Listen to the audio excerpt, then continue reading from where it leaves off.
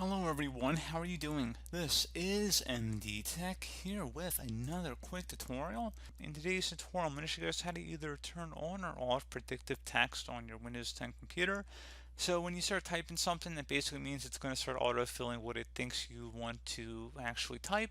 And this hasn't been anything new, especially online or with search engines for a while. But in Windows 10, I'm going to show you guys how to either turn that feature on or off, and we're going to go ahead and jump right into it. So we're going to start by opening up the start menu. Select the setting gear icon on the left side that says settings. So go ahead and left click on that. And now select the devices tab. Select typing on the left side. And then underneath the hardware keyboard section, you want to go where it says show text suggestions as I type.